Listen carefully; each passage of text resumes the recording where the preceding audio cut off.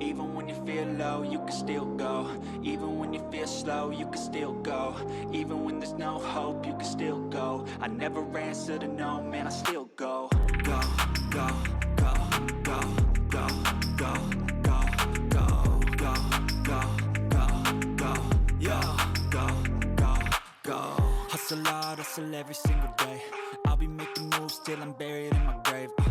To the system, I don't wanna be a slave. I've been doing shit my way, or the highway. And in the driveway is a nice range. Cause I grind through the climb, I invite pain. You'll never hear me, bitch, nah, I don't complain. Just gotta flip the switch and you can go and obtain. So you've all just watched that shot of a cool guy getting out of a cool car with a cool background. Let me introduce you to Mr. Mo. Mo, say hello to the audience. Hello everyone. So Mr. Mo is a long-term, lifelong friend of mine, and this is the first time he's ever been on the channel.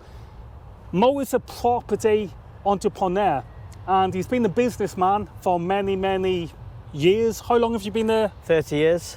30 years in business, yeah. 30 years in business. So what we're going to be doing, today we're going to be exploring this scenery around Manchester, and we're going to be learning more about Mo and being a property entrepreneur. So let's do it. So Mo, tell my audience about your business, 30 years in business, and what it is that you represent. Okay, so 30 years in business. I started off in the catering industry. From the catering industry, I worked my way into the transport industry, and now I'm in the property industry. Property by far is my favourite. As a young chap, I grafted my arse off. I worked really hard in the food industry. I had some takeaways and restaurants, built them from scratch, and then I worked my way into the transport industry. I built a taxi firm from scratch, and I specialised in transport for children with special needs. From there, I moved over to the property industry. That was all a hard graft, and I decided I needed to work smarter, not harder. And what I decided to do was get myself in property. I trained with the big trainers out there, the well-known trainers, and I saw some of the things that they were saying weren't really achievable. So I learned the property industry, learned all the methods out there, and from there I created my own property strategy, which allowed me to become financially free with just one property. I used all the property trading that I learned and created my own method. And now I only work a couple of hours a week, and all from my phone, and make very nice income doing so. Now, you mentioned the transport industry. I currently work in the transport industry myself in the security sector, and he also mentioned the catering industry. Now, that's how I met you, wasn't it, in the catering industry? It was. Thou shalt look after thy neighbour. We were neighbours, weren't we? Yeah, and I think, how long ago was that? That was, what? About 20 years. 15 years ago, yeah, 15, 20 years ago. Yeah. And here we are today, just, out enjoying this scenery and basically making a new video. So what we're going to do, we're going to walk and talk, because it's going to be a bit of a boring video if we just stay here. So we'll just walk and talk. So Mo, what advice would you give to someone who wants to purchase their first property in this day and age? What is the pitfalls they should look out for, and what's the benefits of buying a house? Well, it depends what you're looking for. There's two types of people that are buying property. There's your normal person that wants a home to live in, and then there's your property investor. Now, your normal person, he just wants, he's tied for 25 years with that house, getting a mortgage, and he's paying it off over time. If you want to make money from property, that's a different scenario. Now, making money from property is what I do, and for me, it was always about getting high cash flow, and your traditional buy-to-let investing does not give you that high cash flow. So I found a beautiful formula that we use. We buy a property, we renovate it, from there we make it to HMO standards, and then we put it onto service accommodation. By doing that method, I made £100,000 uplift, and in my first month I made £5,400 in net profit. Now, I had to have about 50 grand to put into a deal like that. I used bridging finance, I raised finance from investors to do that as well, and it worked brilliantly for me. Then what I did was, not everybody's got £50,000, but somebody with £5,000, for example, lying around, I rented a property off a landlord and put every single room out on Airbnb. And by doing that, 1 month I made £4,000 in net profit by doing that. And that is what I call financial freedom from one property. Now, I only spend a couple of hours on these 2 properties, managing it from anywhere in the world. And I can quite easily say that's the best way to do property. So if we use the example of, let's say, the newlyweds, the new couple, they want to buy their first time mortgage, get a first time mortgage. Yep. Again, what would be the pitfalls of them buying a house versus renting? Then we got like leases and freeholds, and you know, what's the catch? What is it worth them getting a property in this day and age? Look, when you're buying a property to live in, you're tied for 25 years. Right? That person you're buying a house with, that's it. So what is it you would suggest? What would you recommend they do? Well, if you want freedom, rent. Rent. So you're saying that rent gives you freedom? Yeah. Correct. Renting gives you freedom. Okay, renting Now, gives you freedom. Renting gives you freedom. Yep. Become a property investor, and that business pays for your rent. Agreed, but I don't want us to become a little bit defocused here. So if we just focus on the couple that wants to get property, where they want to raise a family, Yeah. what would you recommend them to do? Well, find your dream house then. And if you're raising a family and you're there, you're tied in for 25 years, you've got your 9-to-5 work jobs and so on. So here's a question. If you take, let's say we take a house, which is, I'm going to guess, a 3-bedroom house, yeah? Yep. £250,000, you buy it for on the market. Yep. Okay. What do you reckon would be the ideal amount of deposit to put down on that property? Well, you need 10%. Okay. You need 10%. What happens if it's a 5% deal? There is 5% deals out Is there it worth and so it? on. Well, look, that's your forever home. For a couple, that's your forever home. So for you guys, that's what you want to do. You know, you've bought a property, you've got 25 years to pay it off. Mm-hmm. There is lots to understand when it comes to property. And this is probably one of the things I'm talking about. So Yeah. it's not as straightforward as just going out there, finding your dream home and buying that property. Because I believe you've got to get solicitors involved. Of course, yeah. You know, And your solicitor's on your side to explain things to you. I mean, I think there's actually, you've been on this training course. You've been on Samuel Leeds Jackson's, is that his name? Samuel Leeds, So yeah, you've I've been on many. Yeah, you've been Yeah. on Samuel Leeds' training course. Yeah. And I remember I watched the Samuel Leeds video, and it was basically talking about getting property, and the first thing you should do, and he said the first thing you should do is go out and find a solicitor, get the solicitor on board. Yeah. So why is a solicitor needed?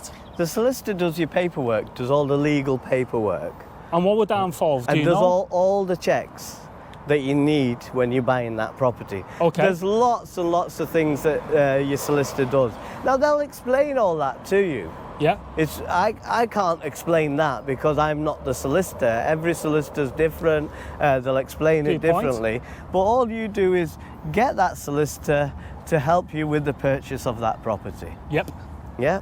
So it's always good to have a good solicitor on board. Now that's probably one of the best things about renting is that it's not as, how can I say it without being disrespectful, but it's not as time consuming. Correct. So It took me about 6 months to buy my property. 6 months, so 6 there we months. go. Yeah. Right? To and fro, mortgage companies, solicitors. 2 solicitors are writing letters to each other. They're doing all the checks that they have to do. And it took about 6 months. It's the right process and a half. And I bought that. That's an investment, my property. And that property is bought to make me money. Yep. Yeah, not for me to live in. Right? If I was buying it for me It's your personal business. use, yeah, it's my business. But if I was buying it for personal use, then it'd be. I'm stuck there for 25 years. Yeah. I'm stuck there, Yeah. right? Now, Okay. you got to know whether you're buying property in your personal name. Then one day you might want to move, Yeah. and you're buying it in your personal mortgage. Yep. Maybe My- not be able to afford it. Mine are in buy-to-let mortgages, so that I can rent it. There's 2 different categories here. Buying for personal to live in, Yeah. and buying for business. Okay. 2 different minefields. Yeah. We hear these horror stories where they put the wrong tenants in there. Oh, And then when you get the wrong tenants in, you know, they can cost you a lot of money They with sure- legal costs they and stuff sure like that. can. They So sure can. is that still part of the risk today in the Massive risk. Okay. And anybody can get stung for it. Have you ever experienced these I kind have. of tenants? I have. And they're And horrible. Can you And- explain to us the process? Well, look, everything's geared the tenant's way with the contracts and so on. I avoid AST contracts, and what's that called? assured sort hold tenancy Okay. agreement. Okay. Yeah. Yeah? I avoid them. This is Okay. why my people that stay in my house are guests. I do the service accommodation model. Yep. So I have 6 rooms available on Airbnb and Booking.com for people to come and do short stays Correct. with. Yeah. And I make better cash flow doing it. Yeah. I mean, again, you've been. I think that's one of the things I've always respected about you, Mo. You'll never ever be an employee. Ever since I've known you, you've always been a businessman. Yeah. You've always been an entrepreneur. I've never ever noticed head of you ever be an employee. Yeah. Have you ever been an employee? No. No, just No. always business since you left school. I did try it once. Okay. Yeah, I did get a job. What pays you earn? Yeah, I Just did. above I got broke? a job. Just over broke. Just over broke. I He was the guy realise that it's- taught me that. I Just re- over broke. yeah. That's a job. Job stands for just over broke. Yeah. And I decided, no, job is not for me. Yeah. I like my freedom. I like to be in control. I Yep. like to earn more money. I like to control my earnings and make more money. Simply just rub it out. Do you? Yeah, 100%. I'd And tick I it off. found I started everything with mobile phones, having a list of tasks. I'm Yeah. ticking them off. Ting is completed. Yeah. But then it's just a rubber. It's gone. You complete the task. It's gone. It's wiped out. Oh, wow. So what do you think about that? Everybody's different. I Yeah. like to keep a record. I'd put a tick or a line across it that I've done it. Okay, so right? you strike Because it out. then it's still there for me to be able to say, hey, I've achieved that, I've achieved that, I've achieved that. So how do you manage the financial side of things? I mean, because I love Microsoft Excel. I mean, Yep. I am totally Microsoft Excel crazy. Yeah. It's just when it comes to the very nerd aspects of it, Yeah. it is a very powerful software. So how do you manage, like, let's say bookkeeping or So something? bookkeeping and so on, all the records are there. We do management accounts every month of what's come in, what's gone out. And then we have the accountant do the yearly bookkeeping, the yearly accounts basically, Okay. to send off to HMRC. So Gareth, I've just seen a Premier Inn. Okay. Right? So, And in my business, when I see one of them, sorry, just one sec. Once Mo tells you a story about this Premier Inn, I've got a story to tell you about the Premier Inn too. So go on, yeah. No, seriously. so when I see a Premier Inn or hotels in the area, Yeah. I know that this area will work for service accommodation because these big companies have done intense market research to Yep. see whether their businesses will survive. Okay. So when I put a little mini hotel up Yep. in an area like this, I know it's going to work. Salford Keys. Yeah. Yeah, Media City. Now the other thing is, we obviously do intense due diligence and run numbers and so on. So, I mean, make sure. that's not a word I'm familiar with every day. Can you explain that to us? Intense due diligence, yeah. Yeah. So what we'll do is we'll go on sites to see what the occupancy rate is in the area, Okay. right, of a hotel, Okay. right? And that will give us an indication of how much money we'll make. We'll put it into a spreadsheet, right? We'll see what other hotels are in the area, who's making what, and So- work out whether that property is going to make us any money or not. So let me ask you this question then, Mo. You see Premier in there. So what's the aim of your game? Is it to undercut them, or is it to be more expensive than them? Well, or no, how it's does to it work? provide a good service. Okay. It's to provide a good service. What we do know is that it works, Okay. right? I've got one in Wigan, I've got one in Grimsby, and they've got Premier Inns nearby, hotels nearby. Mm-hmm. And we're priced around the same. I mean, but again, our rooms are like homes for people. They've got washing machines, they've got kitchen facilities. so Whereas it's a home away from a home. a home away from Okay. home. Whereas the Premier Inn, you're in a hotel. Yeah. You haven't got cooking facilities.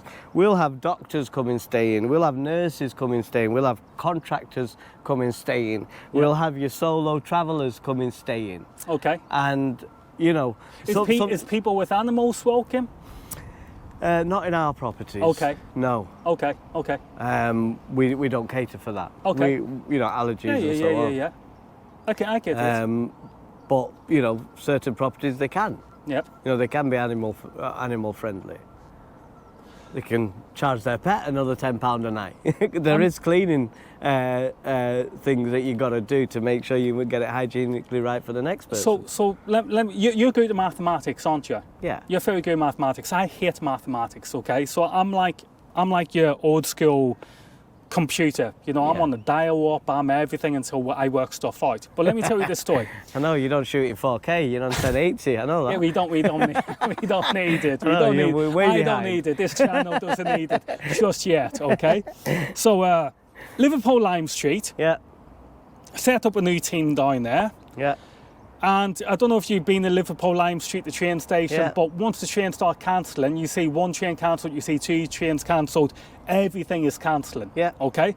So this night, all the trains are cancelling, and I've seen this one train, it was the TPE train. And I thought, okay, well, that's still running. I found the conductor, he said, yeah, we're still running.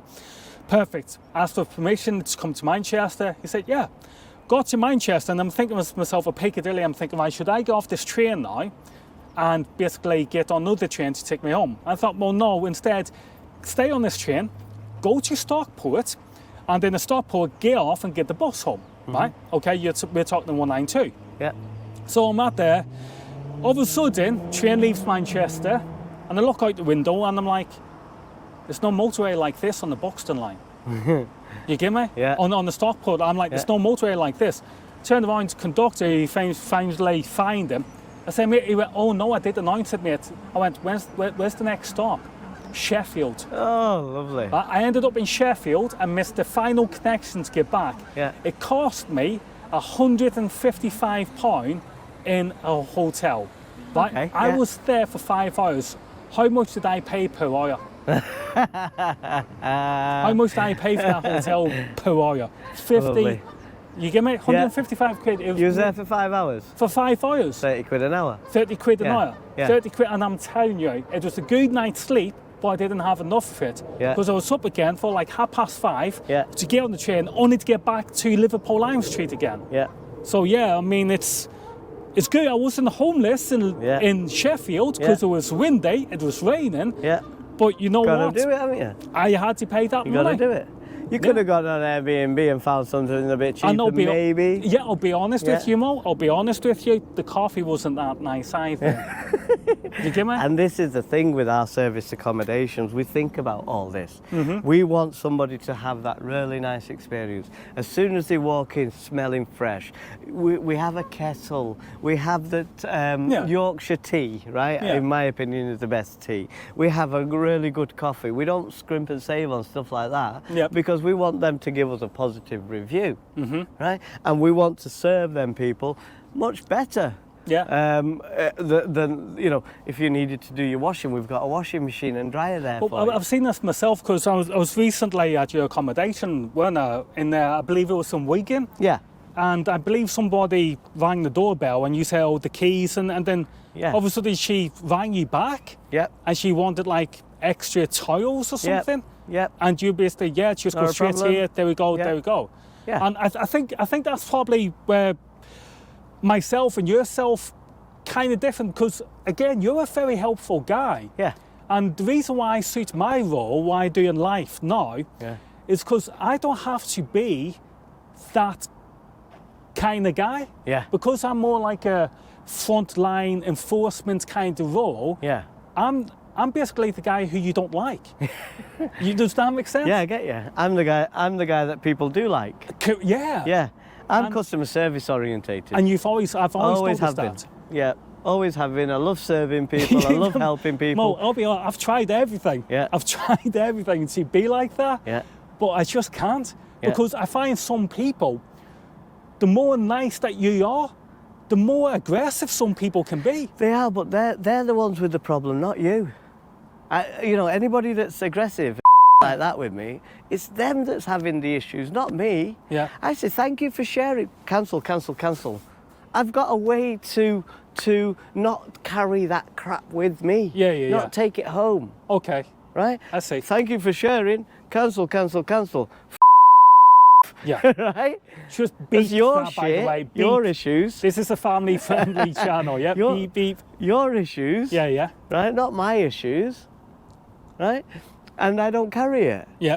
Yeah? I can tell when even people can tell when somebody leaves us a bad review. They can see it's them with the issues, not the service accommodation, because there's a load more people saying that everything was fantastic. Well, that person, oh, blah, blah, blah, blah, blah, blah, blah, blah. They've just released their They're the ones that are having problems. This is why personal development is absolutely vital for everybody. Yeah. After school, we don't get any education. You've got to go on. People hit rock bottom to get themselves out of the and build themselves back up. I mean, it's a funny thing you've touched on there. You've actually touched on training now. I had a look before. I'm not too sure. You spent quite a lot of money on your training, didn't you? Oh yeah, I had a lot of money. I had to develop myself personally. If I can't develop myself personally, I had to learn about property. Yeah. I knew about the food industry because I learned that off my dad, right? I got into the taxi industry, the transport industry by becoming a taxi driver, learning about the industry and getting out there and doing it head first.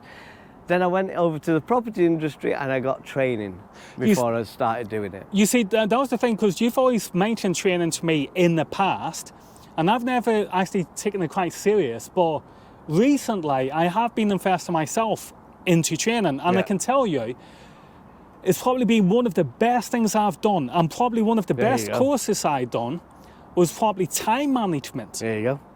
And from time management, I thought, you know what, this really helps me in the position what I do.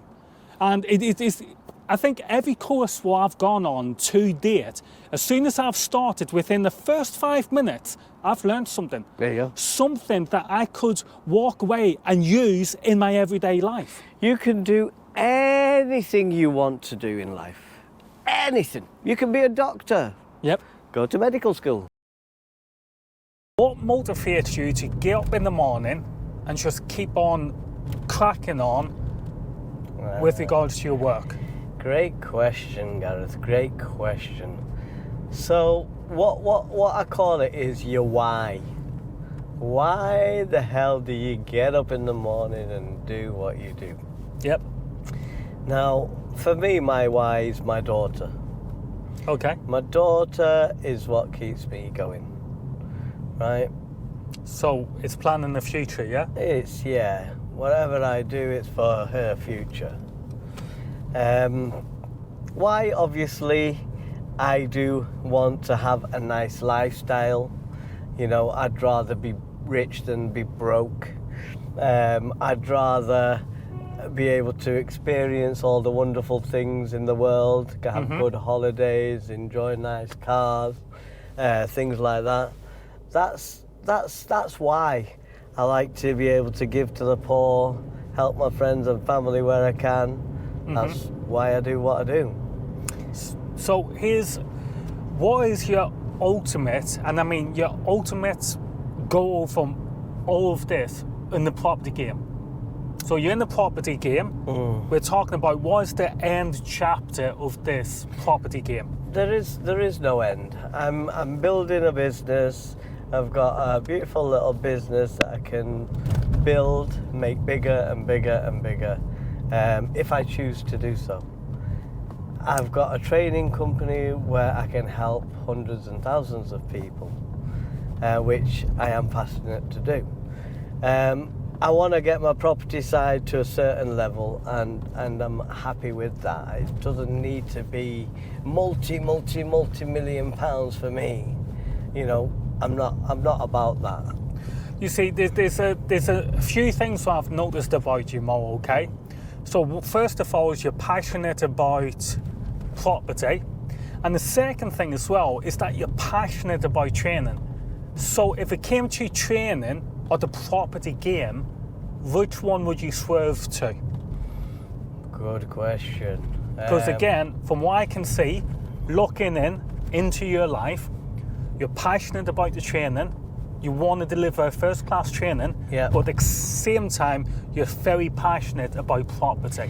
I think they come hand in hand. Both of them come in a hand in hand. I don't think it'll be one or the other for me. I think it'll be both. Because whenever I do a new thing in property or learn something new, I can always add it onto my training programs for other people to learn. So I think they both come in hand together. I don't think it'll be one or the other for me. Okay, so you're basically saying it's like a shoe. With your shoes, you need laces. Yeah. Yeah. Yeah. So it's your left foot and your right foot. Yeah. So, what do you think about then about, let's say, holiday lets or stuff like that? Is there any money to be made in that area? Yeah, holiday lets is the best way to make money in property at the moment. Is it? Yeah. So are we talking about like coastal side towns? Yeah, coastals, holiday let, Windermere, places like that down south. It is a great way to make better cash flow and have more control of your property. Okay, and that's what it's about. It's all about the cash flow. Yeah. So how does the insurance work when it comes to your property? Is it easy just to go through that process? Do you just go to your insurance company, say this is what I want, and they just give you it? Yeah. There is a specialist holiday let insurance out there. There are brokers out there that will get that side sorted for you. So as we can see down here now, we can see Manchester right there in the distance, okay? Yeah. So if I'm correct, no, actually I don't know, is that Bethamshire on the right-hand side? Oh, good question. Is it? Yes, it is. I think it is, yeah. So I think them other ones, they're the three new ones, aren't they? That's right, yeah. Okay, so what do you think about these kind of properties? I believe it's like developers. Are these the developers? They're big boy developers, yeah. So they're big boys. So what we're talking, can you run us through what this kind of business module would be? Oh, next level. Next level? Yeah. I've never done anything like that. I don't know if I ever will. You never know. So let me guess. Do they start off by buying the land? Yeah. They don't always have to buy the land because they may joint venture with the person that owns the land, do some special agreements, and then that person that owns the land will get X amount when everything's sold off and things like that. Okay. So that's So it's like a kickback. Oh yeah, they're big boy developers. There's lots of people involved. There's financiers involved. There's very rich people involved, and that's what they do as a job. You know, as that's their life. That's So what they bring. I would assume we're talking about overseas investors. We're talking about the banks. Yeah. We're talking about these kind of people who has the power to basically control it all. That's right, yeah. There are mega big companies out there that are structured beautifully to be able to get deals like that over the line. Remember, I was saying property's a people's business. There's so many people involved in getting something like that over the line. Okay. It's like a jigsaw puzzle, right? You can imagine, you've got to lay foundations, you've got surveyors, you've got planning, you've got council, you've got investors, you've got directors, you know, property developers. There's so many people involved. You've got the manufacturers of the glass, the equipment, the furniture. So many pieces to this puzzle. Yeah, absolutely. You know, that are involved in a big development like that. Towers, next level. And do you think it's would you say it's highly profitable? Yes is the answer. Yes, it is. They do their calculations before they even apply for the planning permission. Okay. So it's all about formulas, not feelings. Now, don't get me wrong. You know, it does go wrong for some developers. Yep. And for some developers, it does work. So it's formulas. They know that, you know, you've got some very clever people calculating every single penny that will be used in doing a project like that. It's you do get the good ones, and you do get ones that go wrong as well. I mean, without a shadow of a doubt, it is very impressive to look at the city of Manchester today and say, you know, this city is fastly growing, and mate, I would say about 10 years' time, this city is going to be massive. This city really is going to be massive. Yeah. Even recently, people have. It's only 2.5 hours to get to London, and people now work on Zoom, conference calls on Zoom and Teams and things like that. And a lot of people work from home. So these people that work the BBC and ITV and all that move to Manchester. They save a lot of money by doing that as well. Absolutely. So there's lots of people coming to the area. There's lots of people that have come into the area. There's lots of opportunity. Yeah, it is growing. Yeah, it is cheaper to live in Manchester than it is in London. And you know, some people will jump ship and move to Manchester. Now, when we talk about, because we've seen this kind of stuff before, where we have these big property investors. Yep. They come in, they build all this property, as you can see, but would it be fair to say that a lot of Mancunians are probably going to be priced out of the city? Look, mate, whatever you do, you know, you can't control the world, but you can control your world. You know, you saw the cost of living crisis. Everybody's wages has gone up as well. Not brilliant.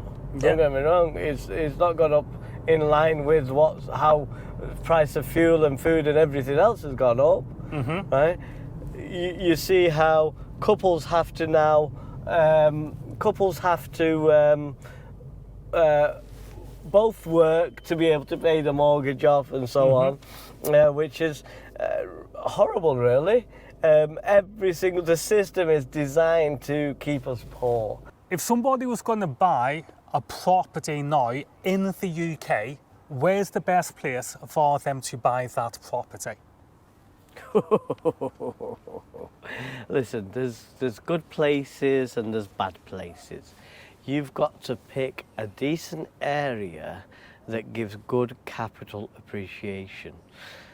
Places like Blackpool, FY1 postcode area, capital appreciation's slow, very, very slow.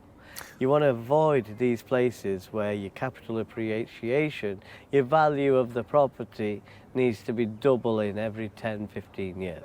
So just to gather, because I'm actually quite new to this terminology, so capital appreciation, is that what it's called? Yeah. So for those of us who doesn't really know what that is, can you explain? Yeah, so it's the value of your property going up. That's what the capital appreciation means. Basically, you add more value onto that property over time. So could you have a capital depreciation? Is that possible? It is when there's busts and so on going on. 2008 there was a market crash and some properties were highly leveraged up. Am I meant to be looking at the camera? No, that's fine, it's fine, go on. When you're thinking. Some of the properties were highly leveraged up and they were mortgaged up higher than the value of the property. Now, when things like that happen, you sit on it. You stay in, you sit on it until the market recovers. So what kind of stuff can one expect to have capital appreciation? So is that like investing in new furniture, painting the property? No. Well, yeah, obviously refurbing the property will help bring its value up. Adding an extra bedroom to it would help bring the value of that property up. Over time, properties generally every 10 to 15 years should double in value. If you've heard your granddad saying, I bought this house for £3,000 and now it's worth £300,000, that's capital appreciation. Okay. Every 10 years it doubling, every 10 to 15 years it doubling. Okay, so I've learned something new tonight. Yeah. So again, if you have a look at Manchester, where do you think this city is going to be in 10 years' time? Good question. 10 years' time. 10 years' time. More developments. Compared to London, if we compare this city to London, where do you think we'll be? We're probably about 30 years, 40 years behind London, dense and population-wise, but population's growing. Population's growing. Why did COVID-19 come along? To kill off as many of us as it can. And I have to say, COVID-19 was very kind to me. It made my life a lot easier. Right. It made a lot of people's, because being a security officer, the people I had to deal with, I didn't have to deal with them. So I was called the key worker. So when everybody else was locked up in their houses, I was allowed to go to work. Brilliant. Yeah. Brilliant. So, So COVID-19 obviously killed off a lot of people. The populations are growing and so on, and we need to house all these people. If you think about it, 3-4 kids in a house and so on, 10, 15, 20 years later, they're going to need places of their own. And I think we should walk and talk, because you've just brought me on to my next topic. So if we just deactivate this camera. So, social housing. Oh, yeah. Let's talk about social housing these days. Okay. Mentioned it earlier on in the video, the manufacturers buy, what was that? Your right to buy scheme? Right to buy schemes, yeah. Some people bought their council properties, only for their properties to end up back in the hands of landlords. Yeah. And unfortunately, we ended up with slumlords. So maybe I'll do some. Look, what I will say to you is 90% of property investors are professional people. Yeah. They've got money and they're professional. You're going to get stupid landlords in anything, but it's not even a 5% of landlords that are idiots. Yeah. The media makes things look massive than what it is. You're going to get people wrong as in anything. But I'd say about 95% of landlords, they've invested their own money into these properties. Don't get me wrong. So, I get it. I know there's a lot of good landlords out there. Yeah. There's a lot of good landlords out there that actually do go above and beyond for their tenants. Yeah. I'm not disputing that one bit. I think what I'm trying to say is, what do you think the future of social housing is like? Because, it's like you said before, there's not enough property that can be built. Look, So- I wish governments were like businessmen, but they're Okay. not. They're not. Okay. You know, the desktop analysis and so on. Don't get me wrong; they're absolutely brilliant at what they do. Mm-hmm. But there's no real leadership.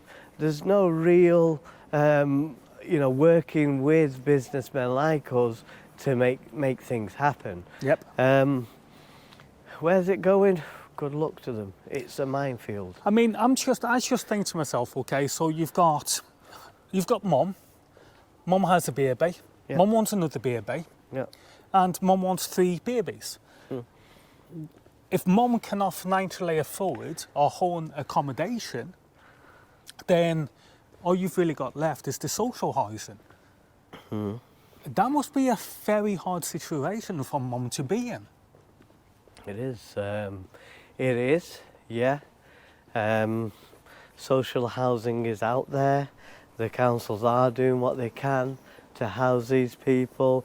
There is a massive waiting list for council houses. Like I said, Correct. they can't build them fast enough. Absolutely. Brexit this, Brexit that, the other. Wait a minute, our grafters disappeared overnight. The Polish, all the European grafters, they disappeared.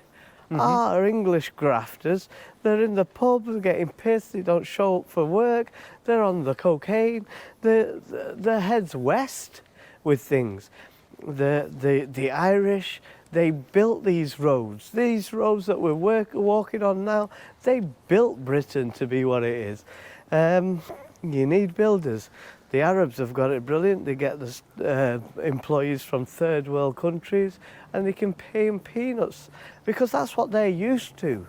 Not that they're trying to rip anybody off, but that's what they're used to. So it works well for the Arabs. It's funny you should be talking about low wage there, because do you recently remember where P&O ferries laid off the staff and then replaced them with agency workers? Yeah, absolutely disgusting trick that they did. They got rid of all these contracts, pensions and all that. They ripped people off silly style. Now, sorry to cut you off, but I don't know if you know this, but they actually replaced them with agency workers. Yep.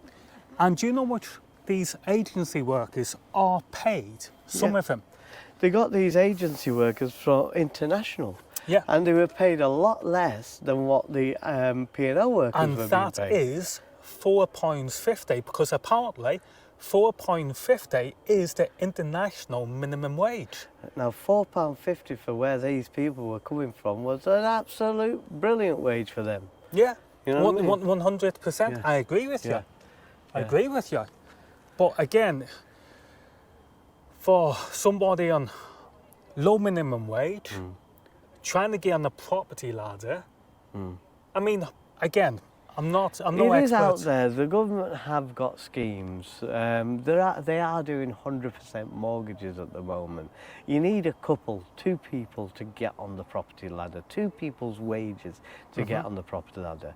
I mean, good old-fashioned days, the wife stayed at home, brought up the kids and looked after the house, and the man's wage should be able to cover everything. But the governments, the systems, the money men, the big boys have changed all that. Now you have to be in a couple to try and survive these days. It's a dog-eat-dog world out there. This is why you can't control the economy, but you can control your own economy, your own income. You know, you can go out there and have a side business to bring in more income, or you can sit there and cry and blame everybody.